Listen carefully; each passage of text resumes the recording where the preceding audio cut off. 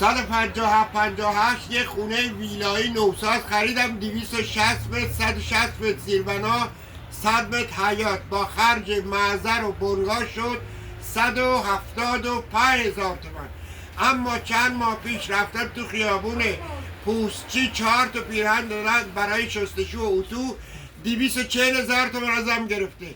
همین چند روز پیش رفتم یه جای دیگه خوششویی یه محیط بسیار کوچیک به طوری که جای بول خوردن خودش هم نداشت، شاگردم نداشت، دستگاه قدیمی، یه کت یه شلوار یه پیرهن دادم 210,000 تومان ازم گرفته.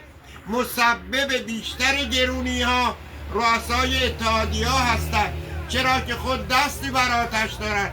مسئولین استان تو رو خدای قد بیخیال نباشید، به فکر این مردم باشید، نکنید نسازید تا کی شک نکنید که چند روز دیگه دوباره همین خوشجویا قیمت هم میبرن بالا، چون میدونن کسی به کسی نیست.